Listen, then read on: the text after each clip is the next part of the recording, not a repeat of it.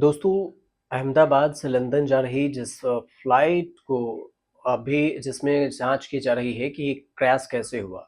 इसकी कहानी कई सारी कहानी सामने आई है। एक ऐसी ही कहानी आपको बताते हैं। इस वीडियो में 19 साल और एक 25 साल की दो लड़की है मणिपुर की, जो उस क्रू मेंबर के हिस्सा थी जो फ्लाइट क्रैश हुआ है। वो कहते हैं कि वो अपनी एयर होस्टेस की नौकरी को लेकर बहुत खुश थी और उसका सपना था कि कॉलेज में पढ़ाई करने के दौरान ही उसने एयर होस्टेस की परीक्षा पास कर ली थी और नौकरी हासिल कर ली थी। उस समय वो महज 19 साल की थी और अभी कुछ दिन पहले ही घर आई थी, लेकिन अब वो कभी नहीं लौटेगी। और ये जो हमने आपको बयान बताया है, ये संतोबा शर्मा जब बात कह रहे थे तो उनके चेहरे पर मायूसी थी और आंखें नम थी। उनकी इस रिपोर्ट को तैयार बीबीसी ने किया और गुजरात के अहमदाबाद में हुए एयर इंडिया विमान हादसे में 21 साल की केबिन क्रू नगन थोई शर्मा ने भी अपनी जान गंवा दी। संथो संथोबा जो संतोबा शर्मा है उनके ताऊ हैं। संतोबा शर्मा से बातचीत जब मीडिया बीबीसी ने की तो कहा कि हमारे परिवार में ज्यादातर लोग पूजा पाठ और फिर भोजन बनाने का काम करते हैं, लेकिन गगन थोई परिवार की पहली लड़की थी जो एयर होस्टेस बनी। वह इस नौकरी में कभी दुबई गई तो कभी अमेरिका, और उसने हमें बहुत ही गर्व महसूस भी करवाया।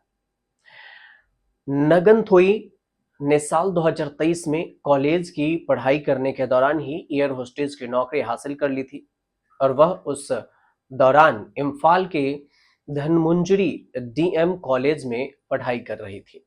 मणिपुर के थौबल कस्बे में अवांग लेईकुई इलाके में रहने वाला नगन थोई का परिवार गमगीन है और उनकी मां का रो रो कर बुरा हाल है। अब नगन थोई की बात करें तो नगन थोई ने लंदन के लिए उड़ान भरने से पहले बड़ी बहन गीतांजलि को फोन किया था। गीतांजलि अब घर आने वाले को अपनी बहन की सारी तस्वीर दिखाती है और इस बीच में तस्वीर दिखाते दिखाते वो रो पड़ती है। बूढ़ी माँ है और बूढ़ी माँ का सहारा एक जो दूसरी कहानी है वो है लेमनून थेम। लेमनून थेम सिंगसन 12 जून को अहमदाबाद में जो उड़ान भरने के बाद दुर्घटनाग्रस्त हुआ, उस एयर इंडिया के विमान के चालक दल के सदस्यों में नगनथोई के अलावा कुकी जनजाति से ताल्लुक रखने वाली लेमन नूनथेम सिंगसन भी थी। कुकी नागरिक समाज संगठन के एक सदस्य ने यह भी बताया कि सिंगसन मूल रूप से इम्फाल की रहने वाली थी, लेकिन हिंसा भड़कने के बाद वो अपने परिवार के साथ कांग पोकपी जिले में एक किराए के घर में रहने चली गई थी। आपको ये पता ही होगा कि 2 साल से मणिपुर में हिंसा है। 25 साल की लेमनून थोन ने एयर होस्टेस के सपना में बतौर क्रू मेंबर ज्वाइन किया था और उनके पिता की मौत हो चुकी थी। घर पर बूढ़ी माँ है, अब वो भी नहीं है, तो फिर बूढ़ी माँ की देखरेख कौन करेगा। अहमदाबाद एयरपोर्ट से उड़ान भरते ही एयर इंडिया का जो एक विमान था 787 विमान क्रैश हो गया और हादसे के कुछ ही सेकंड में विमान मेडिकल कॉलेज के हॉस्टल से जा टकराया। आग का गोला बन गया और इस हादसे ने पूरे देश को हिलाकर रख दिया। अब इस पर दुनिया भर के एविएशन एक्सपर्ट अपनी अपनी राय रख रहे हैं। उन्हीं में से एक हैं कैप्टन स्टीव, जो खुद के अनुभवी पायलट हैं। बोइंग 777 ये सबसे बड़ा जो जैसे बड़े विमान हैं इसको उड़ाते हैं। उन्होंने इस हादसे के संभावित कुछ कारण बताया। उनके मुताबिक ये है कि आखिर क्या हुआ जिससे इतनी आधुनिक तकनीक से बना विमान भी हवा में टिक नहीं पाया। उन्होंने जो संभावना बताई है उसमें से एक संभावना आपको बताते हैं कि कैप्टन स्टीव के मुताबिक यह हादसा लिफ्ट लॉस यानी विमान के पंखों से पर्याप्त हवा न मिलने की वजह से हुआ हो सकता है। इसका मतलब होता है कि विमान में पर्याप्त बल नहीं था जो उसे ऊपर की ओर उठाए रख सके।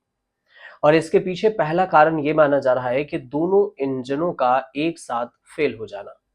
और अगर ऐसा हुआ होता तो फिर विमान किसी बड़े पक्षियों के झुंड से टकराया होगा, दोनों इंजन खराब हो गए होंगे या फिर उसमें डाले गए ईंधन में कुछ गड़बड़ी रही होगी।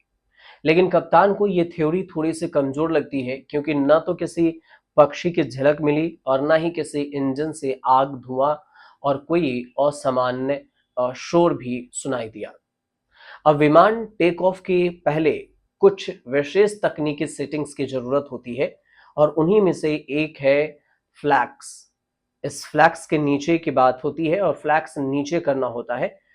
फ्लैप्स की बात करें तो फ्लैप्स विमान के पंखों के वो हिस्से होते हैं जो टेक ऑफ के दौरान लिफ्ट बढ़ाते हैं, ताकि विमान आराम से उड़ सके।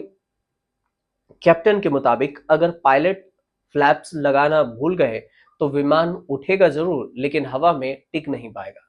लेकिन इस थ्योरी में भी एक बड़ी दिक्कत यह है कि 787 जैसे आधुनिक विमान में अगर फ्लैप्स सेट नहीं होते तो कॉकपिट में जोर शोर से अलार्म बजने लगते हैं और स्क्रीन पर वार्निंग भी आ जाती है। इसलिए बिना फ्लैप्स के टेक ऑफ कर लेना लगभग असंभव लगता है, क्योंकि 2 बार डिजिटल चेकलिस्ट पर पायलट को अलर्ट मिलते हैं, और ऐसे में ये थ्योरी भी थोड़ी सी कमजोर नजर आती है।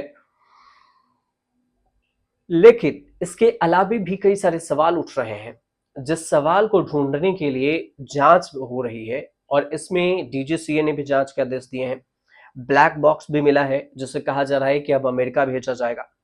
और इन सब के बीच में कई सारी मार्मिक कहानी भी सामने आ रही है। जो इस विमान के साथ जो उड़ी थी, वो कहानी, वो इंसान शायद वापस लौट कर कभी ना आए। और शायद क्या यह हकीकत है कि इस विमान में 787 में कुल 242 सदस्य थे सवार, जिसमें 10 क्रू मेंबर, 2 पायलट, और इन सब में से सिर्फ एक इंसान बचा, वो रमेश कुमार जो विश्वास कुमार है वो। और इसके अलावे 241 लोग, इसमें बच्चे, बुजुर्ग, युवा, नई नवेली दुल्हन, सब इसमें मौत के काल के गाल में समा गए। फिलहाल जो मणिपुर की जो 2 युवा लड़की की जो कहानी थी, वो काफी मार्मिक कहानी थी, और इसलिए हमने सोचा कि आप तक ये कहानी पहुंचाएं। आपको अगर सही में हमारी जानकारी आराम से पहुंच पा रही हो और आप समझ पा रहे हो, तो हमारे चैनल से जरूर जुड़िए, ताकि हम आपको विस्तार से और हटकर थोड़े से कहानी आपको बताएं और हर एक खबर को एक नए मोड़ दे सकें। फिलहाल आप हमारे साथ जरूर जुड़िए, चैनल से लोगों तक भी पहुंचाइए, शेयर कीजिए, कमेंट जरूर कीजिएगा, और चैनल को सब्सक्राइब भी जरूर कर लीजिएगा। आपके सब्सक्राइब करने से हमें ये भी पता चलता है कि आप हमारे इस छोटे से परिवार में किस तरह से सदस्य जुड़ते जा रहे हैं एक एक करके, और इससे हमारा परिवार थोड़ा बड़ा भी हो रहा है।